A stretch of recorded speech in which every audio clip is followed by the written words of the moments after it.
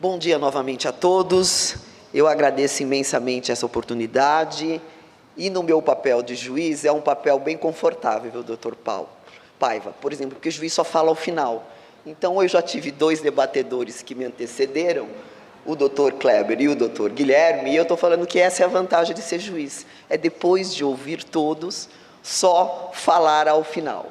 E a nossa fala aqui é, mais uma vez, tentando ratificar, e como diz o doutor Kleber, esse mantra que nós temos que repetir para nós o tempo inteiro sobre o fortalecimento da polícia judiciária, fortalecimento esse que está na Constituição Federal. Tudo que nós ouvimos hoje sobre investigação, e aqui já chamando as nossas falas, quando o doutor Kleber fala, por exemplo, dessa luta que nós temos entre a polícia ostensiva e a polícia de inteligência, a polícia de investigação, que é a polícia judiciária, os números hoje e a inteligência artificial têm trazido à sociedade esse debate de forma bem mais clara. Então, a tecnologia da informação, que ajuda a polícia judiciária a esclarecer os fatos criminosos, a ir atrás do produto do crime, como a gente vê hoje nesse debate que tem de lavagem de dinheiro em crime de corrupção, também tem trazido à sociedade os números que informam de qual polícia nós temos que nos abeberar.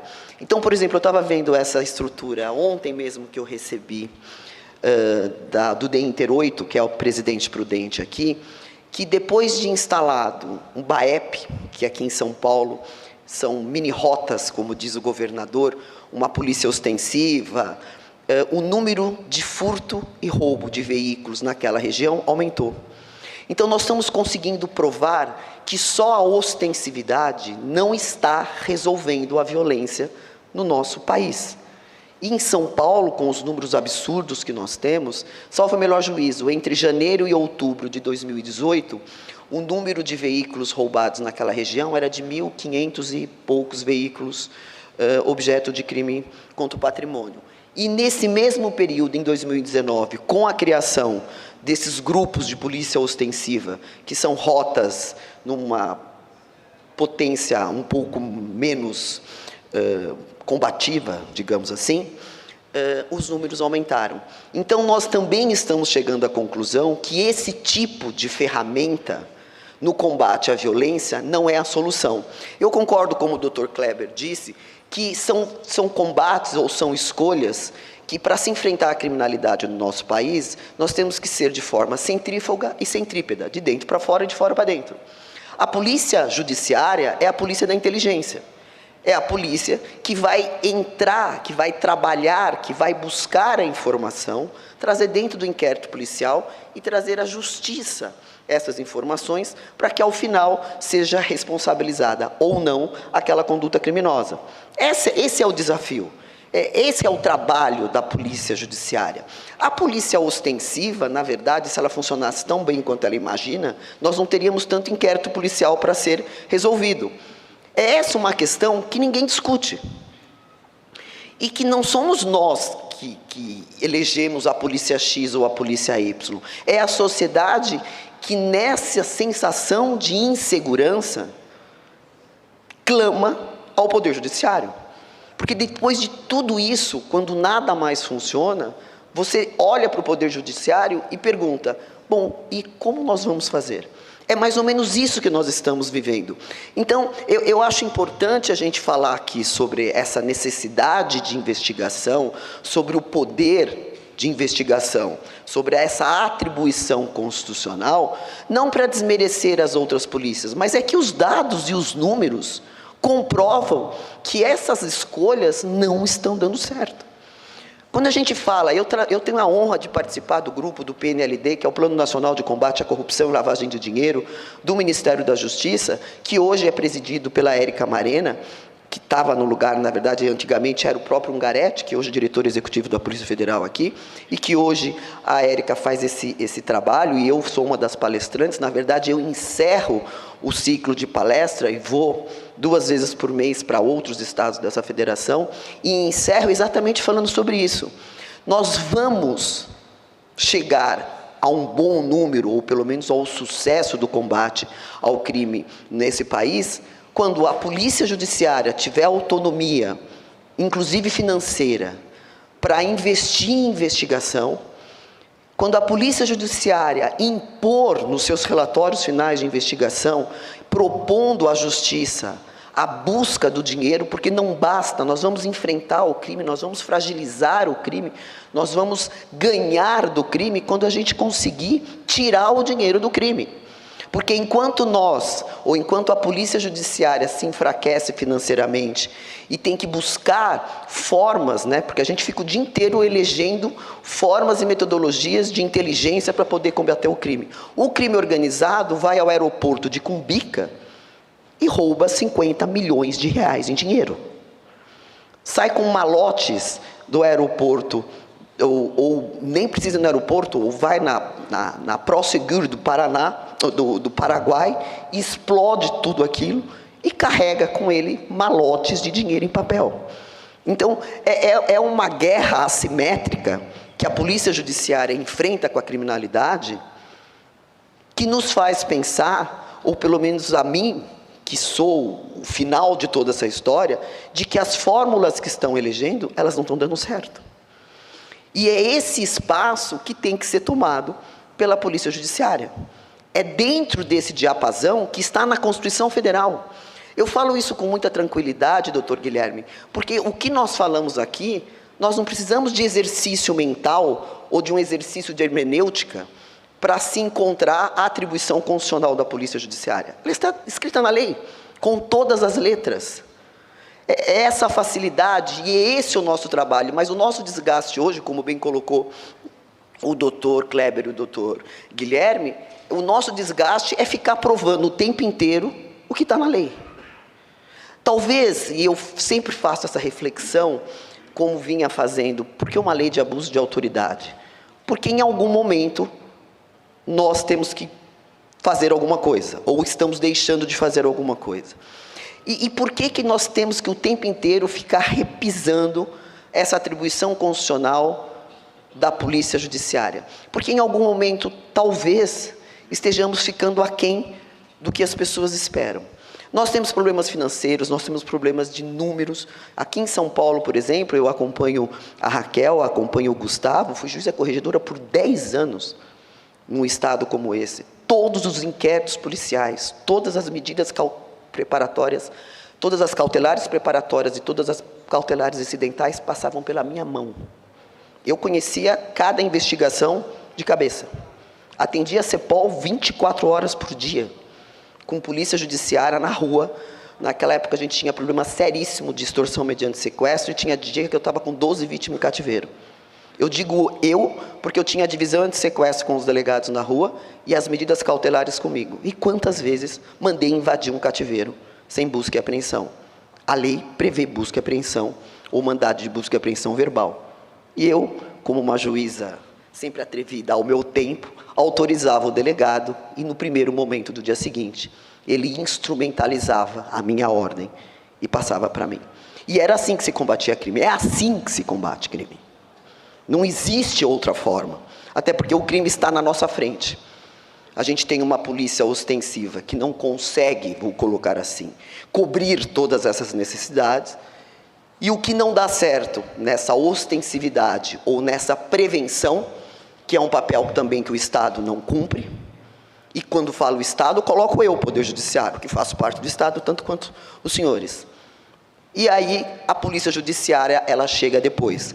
Quando a polícia preventiva não dá certo, quanto o sistema de segurança, de educação, de saúde e a corrupção que impede tudo isso, esses investimentos, a Polícia Judiciária chega.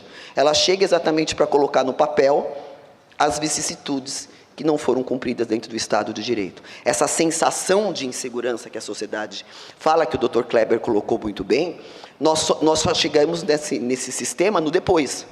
Porque não é a Polícia Judiciária que tem que gerar a sensação de segurança. Seria a Polícia Preventiva. É o que está na Constituição Federal. Eu repito isso e tenho muita facilidade em repetir tudo isso, porque é o que está lá no artigo 144 da Constituição Federal, e não raras as vezes eu tenho que escrever um voto com 100 laudas para explicar isso. E são dessas diferenças que o Dr. Guilherme colocou aqui, é que entra essas atribuições ou esses exercícios escusos que não estão no 144 e que se elege como investigação supletiva, que é onde entra o PIC do Ministério Público, que é onde entra a Polícia Federal Rodoviária querendo fazer TC, é onde entra a Polícia Militar em São Paulo, que por algum tempo também teve uma atribuição por portaria do secretário de Segurança Pública. Quando a gente ouve isso, para qualquer estudante de Direito do primeiro ano, ele deve parar e falar, mas doutor Ivano, o que é isso? Teria que fazer um organograma, né, ou uma nova pirâmide de Kelsen para explicar essa atribuição, que não existe na legislação do nosso país. Mas, enfim, né, se escreve isso, se recebe isso, e há quem julgue em cima disso. E todas essas vicissitudes, elas vêm para tentar descaracterizar essa função constitucional que a Polícia Judiciária tem. E é esse o nosso trabalho, de impor essa atribuição constitucional, que não bastava a Constituição Federal, agora eu tenho uma lei. O Estatuto do Delegado de Polícia, a 2.830 de 2013, ela novamente vem e repisa o conceito de polícia judiciária, da atribuição da polícia judiciária e do que é ser um delegado de polícia de carreira, que é quem tem, aspas, não o monopólio, mas a atribuição de investigação. E quando você vai discutir essa atribuição de investigação supletiva, por exemplo, no procedimento criminal, eles colocam como uma atribuição supletiva, que é o que está no voto. Mas supletivo não é ser seletivo, como bem disse o doutor Guilherme, que me antecedeu. E isso é uma questão que a gente tem que levar em consideração, cumprindo ao delegado de polícia rechaçar. Então, não são raras as vezes, e coloco eu como relatora essa semana de um mandado de segurança, onde um procedimento de investigação criminal tramitava há 3 anos no Ministério Público de São Paulo, houve determinação, houve requerimento, representação por prisão temporária, o juiz do DIPO decretou a prisão temporária, findou-se a prisão temporária, não veio a denúncia e, pasmem, o advogado teve que entrar com mandado de segurança, alegando ter direito de acesso ao PIC. Vai um delegado fazer uma coisa dessa? O coitado deve sair preso pela própria corregedoria dele, se bobear. Quer dizer, são questões processuais, constitucionais, que eu me pego julgando, você fala, gente, mas aonde é que nós estamos? E isso a gente deve à Lava Jato e à liquidez da informação. Esses fatos que vinham acontecendo, e não deve ser de hoje, deviam ser rotineiros. Quando vem o ministro Toffoli e coloca lá a discussão sobre um RIF, que creio eu que acho que ele nunca tinha visto um anteriormente, né, e faz um voto de 200 laudas, escrevendo que está na lei, que o RIF não é meio de obtenção de prova, que o RIF não é prova, é meio de obtenção de prova, né, que o COAF tem uma atribuição legal que foi determinada pela lei de lavagem de dinheiro. O que ele escreve no voto dele é o que está na lei. Não tem nada que nos faça pensar ou repensar uma definição que qualquer delegado de polícia tenha sobre lavagem de dinheiro e sobre qual é a função ou qual é o tipo ou meio de obtenção de prova que vem nesse tipo de investigação. Todo mundo que investiga lavagem de dinheiro ou crime tributário sabe qual é a função de tudo isso. Mas você precisou de acontecer tudo isso para a gente prestar atenção no que está acontecendo. Eu não sei se as nossas atribuições são tão profundas ou se tem tanta coisa para fazer como polícia judiciária, que é o dia inteiro um BO caindo no seu colo, você não sabe nem de onde, que talvez nós não estávamos prestando tanta atenção nisso. Eu sempre falo que algumas tragédias chegam e em que pese parecer que é o fim, talvez seja só o começo. Eu volto a dizer que a Polícia Judiciária está se engrandecendo com tudo isso. Eu tenho uma leitura muito diferente Talvez eu não seja esse lado pessimista, e talvez seja essa a minha missão aqui na Terra, de sempre olhar para o outro lado. E falar para a Polícia Judiciária, e quando a gente vem, e eu sempre defendi a autonomia da Polícia Judiciária, é sobre isso. É que, mais ou menos, toda essa reviravolta que a gente está assistindo, é para, primeiro, nós termos a certeza da função e da atribuição constitucional da Polícia Judiciária. Não tem dúvida. Você não precisa de exercício, você não precisa juntar o artigo 129 com a lei orgânica, com provimento, com resolução. Está na Constituição Federal. Diria a minha filha, hashtag simples assim. E é. A gente não precisa de muito exercício, como é do Poder Judiciário. E talvez tudo isso venha nos trazer para nos fortalecer. Eu falo que o fio de Ariadne de sair desse grande labirinto que é a violência e a corrupção no nosso país é a Constituição Federal e o Código de Processo Penal.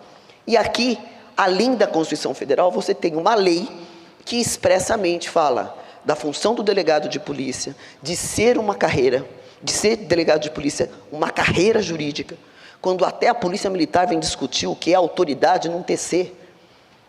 Às vezes me dá uma preguiça, vocês não têm ideia, de ter que escrever o óbvio, e tem que escrever o tempo inteiro.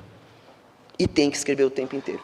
E quando a gente vem num fórum como esse, falar de delegado, sobre Constituição Federal, sobre lei, e sobre a nossa missão, e eu adoro essa palavra, a Polícia Federal tem muito disso, né? Eu adoro colocar missão, ela é muito mais que uma atribuição. Porque como diz o Dr. Caetano, que é um grande delegado e que eu conheço há tantos anos, e que trabalhou muitos anos na Corregedoria da Polícia Civil aqui do Estado de São Paulo, ninguém foi nos buscar em casa. Nós levantamos, estudamos muito, fizemos as nossas escolhas. Na minha época, vocês imaginam ser juíza, há 30 anos atrás, eu chegando nas portas do Tribunal de Justiça e falando, gente, eu quero ser juíza. Eles olharam para mim e falaram assim, filha, isso não é coisa para menina. Eu falei assim. E nós escolhemos, e nós estudamos, e nós passamos no concurso público, e estamos aqui. Isso é missão. Né? Existe uma passagem na Bíblia que fala, muitos são os convidados e poucos são os escolhidos. Nós somos os escolhidos. Numa carreira, numa banca de concurso, onde tivemos que provar a nossa capacidade intelectual, né, os nossos títulos e a nossa vontade, porque na minha época ainda tinha uma entrevista pessoal. Depois que você conseguia sobreviver a um concurso público, porque era uma sobrevivência, você passava por uma entrevista pessoal, que hoje o Conselho Nacional de Justiça proibiu, e com perguntas sobre a sua vida pessoal, sobre o que você queria da sua carreira, e outras perguntas que nem vale a pena mais falar sobre isso. E depois que você superava todas essas fases, aí sim, você ingressava num concurso ou na magistratura. Na minha época eram 2.600 candidatos, passaram 43. Hoje um concurso da magistratura tem cerca de 22 mil candidatos e passam 60. Ou seja, não mudou nada, como dos senhores. Então, quando a gente vem discutir sobre isso, e quando eu venho falar de polícia judiciária, seja aqui, seja em qualquer lugar desse país, eu falo isso com muita tranquilidade, porque quando a gente fala de autonomia, o meu tempo acabou, quando a gente fala de autonomia e quando a gente fala de investigação, está tudo na Constituição Federal. E quando a gente fala, e como já foi avisada, dessa atribuição de investigação, e quando eu vou na 12.850, que é a lei que depois do Moro sou eu a mais apaixonada, porque ele usou muito a lei, e eu é que acho que falo mais sobre essa lei, e ver a atribuição e o meio de obtenção de prova, eu desafio a colocar aqui, quem mais que não for um delegado de polícia, que consegue investigar por esses meios de obtenção de prova. Até se discutiu, tolamente, se um delegado de polícia podia ou não fazer delação premiada. E o óbvio, depois de 3 anos, veio à tona, que lógico que sim, porque é texto expresso da 12.850. Mas interceptação telefônica, captação, infiltração policial, cooperação, busca e apreensão, quem mais que não um delegado de polícia é que tem a expertise? Porque para investigar não basta querer. Para investigar, você precisa daquilo que é encantador, doutor Paiva, que eu passei 27 anos da minha vida ouvindo em sala de audiência, quando eu perguntava para um delegado de polícia, mas como é que o senhor conseguiu encontrar aquele indivíduo no meio de um pancadão da Vila Matilde? Ele olhava para mim e falava, fácil, doutora. Quando eu passei, ele abaixou a cabeça, eu assim. E quando ele abaixou a cabeça, eu percebi que ele tinha, meu Deus do céu. Isso é tino. Isso nasce. Isso é da essência de um policial. Eu jamais ia achar aquele indivíduo no meio do pancadão da Vila Matilde, porque ele só seria mais um no meio de tantas outras. E essa é a diferença. Eu, às vezes, falo e percebo de que um delegado, de vez em quando, ele puxa uma pena e cai uma galinha no colo dele. Daí você fala, mas... E isso é tino. Isso é da missão. Eu acho que isso é um pouco mais do que estudar o Código de Processo Penal e a Constituição Federal. E isso não é que nos escolhe, é você que escolhe ingressar nessa carreira e desenvolver isso. E falo isso, já encerrando a minha fala, infelizmente, poderíamos passar a tarde inteira falando sobre investigação, polícia, que é um assunto que eu gosto, e aqui já está a minha bibliografia de tudo que eu falo, de que essa inteligência policial não é só a inteligência artificial ou só a inteligência que a lei processual penal e as leis extravagantes dão para o delegado. É um pouco mais, é um plus que ele vai se abeberando dioturnamente, ouvindo o criminoso o tempo inteiro, ouvindo as partes o tempo inteiro, é que ele forma aquela sua convicção e no relatório final ele entrega para a justiça. Infelizmente, a gente não vai poder se delongar mais, mas eu quero deixar uma mensagem para todos os senhores, que é uma mensagem que, quando eu vou falar isso, principalmente em plateia de estudantes de direito, e principalmente no PNLD, onde eu falo com peritos, com técnicos, com quem trabalha em Receita Federal, porque no PNLD você fala não só com a autoridade policial, mas com todos aqueles que trabalham dentro da busca, né, de um combate à corrupção e lavagem de dinheiro. É que o delegado de polícia é o primeiro garantidor da Constituição Federal. Antes de que qualquer juiz fale, é o delegado de polícia que ouve. E essa missão que o delegado tem de fazer esse primeiro filtro do que é crime, do que não é crime, e trazer em 24 horas ao Poder Judiciário, é a melhor e a maior missão que um Estado de Direito tem para combater o crime. Então, quando a gente vivencia esses momentos tão difíceis que o Dr. Kleber colocou para nós muito bem, até porque ele vivencia isso dentro do Conselho, e sente todas as necessidades e todas as dificuldades que os delegados, chefe de polícia, têm num país como o nosso, de 209 milhões de habitantes, com uma fronteira de 23 mil quilômetros, com um país com 35% de falta de escolaridade, e quando a gente fala de analfabeto no nosso país, o analfabeto para o nosso país é aquele que não sabe desenhar o seu próprio nome. Um grau de pobreza, onde apenas 0,1% desses 209 milhões de habitantes tem capacidade financeira. Quer dizer, é um país com dimensão continental, com uma dificuldade ímpar, cultural, né? Uma falta de capacidade econômica, e que o delegado de polícia é o primeiro garantidor da legalidade. Eu falo aqui, já encerro a minha fala, deixando um tom de alento, ou pelo menos de coautoria minha com os senhores. E falo isso não só em nome da Ivana Davi, mas de outros tantos juízes de direito que existem no nosso país. Nós somos em 17 mil juízes, contando todas as carreiras de juiz de direito, que nós não vamos desistir. A Polícia Judiciária está na Constituição Federal, ela faz parte da democracia e da República.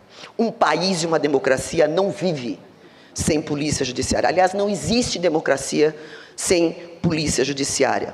E somos todos nós juntos, trabalhando para um mesmo fim, é que vamos fazer esse país um país melhor, vamos combater a violência, vamos, na verdade, mais que combater a violência, assegurar a segurança pública com um país mais ético e mais probo para todos. Muito obrigada.